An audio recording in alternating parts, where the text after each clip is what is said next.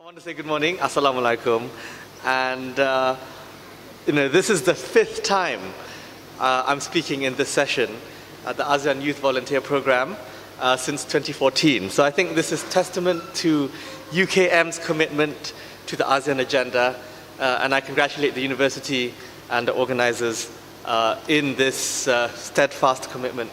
How's the program so far? Good, good. When did you arrive? Yesterday. Wow, okay. So hopefully you're not too tired.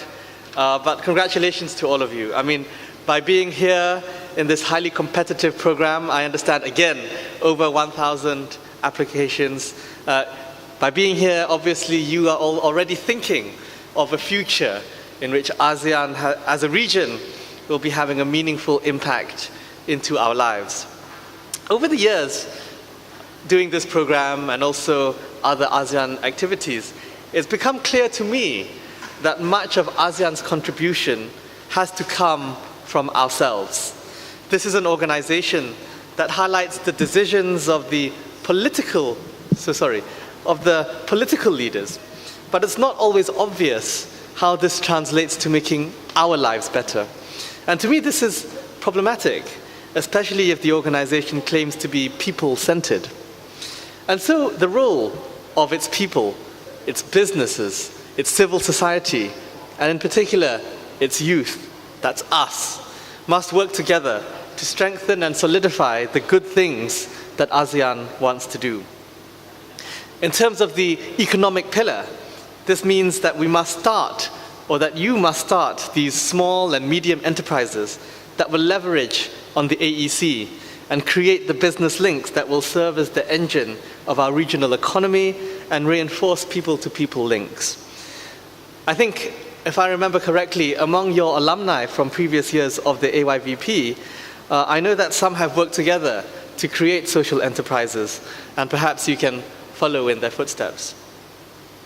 Similar pressures from young people, whether as activists or as consumers, can also help to ensure other aspects of economic and trade liberalization, such as further reduction on non-tariff barriers or opening up our skies for more airline and airport competition. In terms of transboundary haze and other sorts of pollution, we can do our part to pressurize corporations operating in our own countries to become more environmentally aware, whether through incentives or the force of law. And I can see that in August, you will be going to Langkawi in a program to protect ASEAN's natural heritage. I think this is vital. I think with the skills that you learn, you're not only doing something hands-on to protect and conserve our environment, but also be able to acquire the skills and knowledge to be able to share your lessons and to pressurize corporations and governments to do more on that agenda. But it's also our responsibility to demand ASEAN to do more where it has been less successful. For example, in terms of violent conflict that results in displacement and refugee crises, we must ask what our governments can do to stop the persecutions and the killings. And we must not be afraid to ask the controversial questions. For example, are there circumstances in which the ASEAN way of absolute non-interference in other countries should not apply? Or is that principle utterly sacrosanct to our grouping? In terms of continued human trafficking, especially of young people, what can we, as more fortunate young people, do to prevent the roots of the problem? Are there broader human rights reforms that we should be implementing towards this end? I'm sure that all of you know that this has been an important year for Malaysia. 2 months ago, we had our 14th general election, in which for the first time, a change of party and government has occurred. Thank you so much.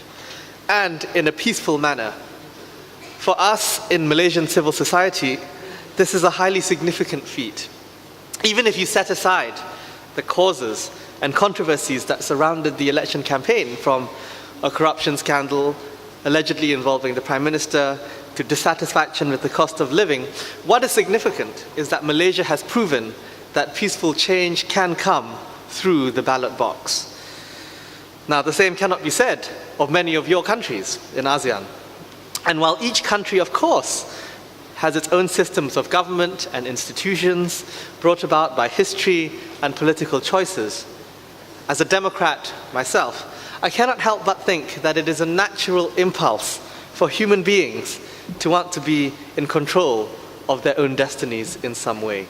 And that's why I think civil society efforts, thank you, from the democracies in ASEAN are so important in nurturing similar movements in other countries. And I'd be very interested to hear from the Indonesians and the Filipinos and the Singaporeans in the audience who I think understand or not have a better exposure probably to what civil society and NGO activism is all about compared to those in countries where this is not the case. So I think that's also why initiatives like the AYVP that we are attending today are equally important. I think the universities have a role to play, and I'm very proud to be part of UKM as a Royal Fellow, which is taking such a lead. Now, I know that I think I wasn't clear whether I was just doing a speech or doing an interaction with Q&A, but for me, I always think that the Q&A is the more important part of the session because I want to learn what you are thinking as well. So I hope I've said a few things which are sufficiently thought-provoking or provocative that I hope I can stop talking and that we can move on to some questions and some discussion. Thank you very much. I'm Lui Yichin from Malaysia. So what do you think was the biggest challenge that the youngster nowadays may face? I think the fact is cost of living. I think the optimism that previous generations had, you know, you're all in university, right? Or you're all in school or university. I think in the past, I think your parents' generation maybe, certainly in Malaysia, at this stage in their life, I think they had a better idea of what they were going to do. They could predict their lives, right? 5 years, 10 years down the line, you know, job security was perhaps a bit better, more affordable housing. So I think this is something that's not the case today. I think all of you have a much more difficult task in terms of predicting what you will be doing. But I think it's important to turn that into an opportunity as well. I think, you know, we have the advantages of social media. We have the advantages of funds for startups. We have the advantages of social enterprises that I mentioned earlier, right? That can cross boundaries. And I think this challenge for the generation now, for your generation, is to leverage on these opportunities and not be so intimidated by the fact that cost of living is going up, that housing is more is a challenge. I think we have to accept that the world has changed in every part of the world, even in the more advanced economies, right? In the UK, in the US. I was in Japan 2 weeks ago. Same thing, you know. I think young Japanese people, it's impossible to have the same kind of lifestyle that their parents had. So I think that's just a fact of life. I think the key thing is to seize the opportunities. You've already done that by applying for this program. I think this will be, you know, being a part of this not only gives you access and a network that is quite difficult to acquire, but also opportunities to consider new opportunities, right? What you can do throughout the region as well. And I really do think that the future for so many young people in ASEAN is through ASEAN itself. Businesses that operate throughout ASEAN and seeking change that applies throughout ASEAN as well. I didn't mention the geopolitical change, right? Everyone's talking about the rise of China, how that impacts us here in ASEAN. Is there a split in ASEAN in terms of the view and the response towards China? I think these are questions that can only be answered with the involvement of your generation as well. Yeah. My name is Azizan from Brunei. I would like to ask the questions. The challenge that ASEAN face is not straightforward. I believe that we need to tackle it from multiple dimensions. My question is how to ensure that ASEAN nation is not just a name. It's not just, we feel like ASEAN is just a name. The political leaders for decades now have been talking about ASEAN, and they use it, we want the ASEAN agenda, but sometimes the rhetoric doesn't match the change. What change do we really feel? And I think, any entity, right, whether it's a government or a regional organization or an international organization, if it doesn't actually make our lives better, what's the point, right? Why do we have it? And I think it's our duty to tell the political leaders and the diplomats, okay, so you've created this thing called ASEAN. What are you doing for us? But I think the responsibility on our part is to not expect the government to do everything, right? I think this is a fundamental. I think this is also, to come back to the first question, this is also a challenge of our age, right? We live in an age where sometimes people expect things just like that. You want things very quickly. And on social media, of course, you see people who are very successful and transform in a very short space of time. So we want the same sort of immediacy. But I think what we have to understand is that there is still value in the long game, in investing now in institutions. I think there's a lack of confidence in institutions everywhere around the world. If you look at the UK, they've had Brexit, right? Leaving the European Union. In the US, many people say the election of Donald Trump reflects a lack of confidence in institutions, whether it's Congress and the judiciary. In Malaysia as well, the recent election results, people say it's because of a lack of confidence in institutions, the police, the judiciary, the government. But I think if we go down that spiral and we lose confidence in institutions, I think the future becomes very pessimistic because we don't have any shared bodies that can help lead us towards a shared destiny together. And that's why I think we cannot let, in a way I'm a conservative, right? I believe in the power of institutions, and I think it's important that citizens invest in institutions as much as institutions invest in citizens.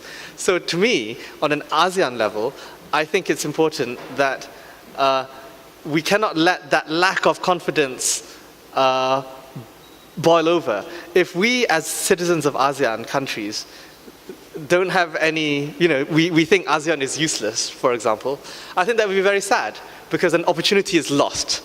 So I think the short answer to your question is, if we want to make ASEAN more than just a name, it's up to us to give it body, to give it meaning, as much as it is for the leaders to invest in it for citizens. Thank you. I'm Christy from the Philippines, and my question is about one of the topics that you've touched on with the ASEAN having this rule of non-interference in terms of the member countries. And I think that's very interesting, wherein you presented an idea that in some cases or in some topics, it should not be the case. And one of them is about the refugee or the humanitarian crisis that some countries are experiencing. In your opinion, what do you think are concrete actions or steps that the ASEAN community can take to address or alleviate this humanitarian crisis? And how are we as young leaders or youth leaders here in ASEAN can contribute to it? Or is there anything that we can do? I think the first thing is ASEAN leaders must decide upon themselves in which situations can we break the ASEAN way. I think until you have that agreement, you can't really do anything, because to me, a regional organization must operate on consensus. And so far, the consensus is the ASEAN way. I think if we want to move forward, we have to ask, all the leaders must agree, in which situations can we deviate from the ASEAN way? And to me, if I was designing this reform, I would say, in cases where our own Charter of Human Rights is being broken, that in the first case, observers can be sent, and if observers are sent and there are human rights violations and war crimes, then a peacekeeping force can go in. That would be maybe one way to formulate it. Now, of course, other people might have other ideas, but the point is, I think that mechanism itself needs to have consensus and agreement first. But in the meantime, there's many things that we can do on the outside, and I think particularly from you, from the youth. I mean, I'm sure that we have participants, volunteers from Myanmar here, right? Put up your hands, right? So I think the fact that you are here, I think it's just understanding each other's humanity, understanding that, look, all of you are trying to create a future together in this region. And if the situation cannot be fixed right now at this generation, well, it's your responsibility to make sure it doesn't happen again in the next generation. I think you have to it's not only understanding each other's objectives, each other's goals, each other's humanity, it's also understanding that not all of you necessarily agree with what your own government is doing. And I think sometimes where you become where patriotism becomes nationalism, that's when you feel, oh, I have to defend my government even if they are wrong. But I think it's this kind of interaction that makes us understand that there's much more that we have in common than what separates us. So I think that's what we can do. My question is, for instance, we have a lot of issues in the ASEAN region. So I would like to ask, we don't have a common legal system unlike EU. So what are the opportunity, or what are the to solve this problem? Because I believe that unlike EU, we have the legal system, EU legal system, while how ASEAN going to solve, we don't have a common legal system for this. Thank you very much. Yeah. Again, the same answer to what I said to Christy earlier, which is that I think if we want to move towards that, there needs to be consensus. But the problem is, the question is, how legitimate are the leaders of the ASEAN countries themselves, right? We in Malaysia are a democracy. Some ASEAN countries, it could be argued that the leaders of those countries, how much do they represent their citizens? And so the question is, can they decide to create a common legal system, to create a common currency? How legitimate would those decisions be? So to me, at this moment, I don't think ASEAN should aim to create those institutions in the same way that the EU has. Because what we need to establish first is more legitimacy within the countries, so that they can then come to the table and say, yes, my citizens, I'm here representing my citizens, and they want to create these new institutions. So that would be my answer there. I have a question about Malaysia, which is, I would like to ask your opinion. Do you think the democracy will be restored back after the grave changes in this 14th general election? Thank you. The promises were made to make Parliament more independent. Promises were made to restore the independence of the judiciary, and to make the election commission independent, to make things like contracts to companies more transparent. I think all of these are important steps to in that endeavor. Will it happen? I hope it happens. But if it doesn't happen, then I think the point that has been made is that if you fail to deliver, we can vote you out. So I think I think the new government understands this. I think if you look at the appointments that has been made, the new Chief Justice, the new Attorney General, the new Speaker of the Dewan Rakyat, There's been changes at the GLCs as well, the government-linked companies. I think, some people might say that this is too drastic, that maybe that the new government is putting its own cronies in, for example. So I think at the end of the day, we need to evaluate after 5 years. Certainly the promises were made throughout the election campaign. And if those promises, if the people judge that the promises have been delivered, then I think that's a good development in our democracy. But if the new government doesn't deliver, then there will have to be another opportunity in the future. Yeah. Thank you very much. I think we're out of time.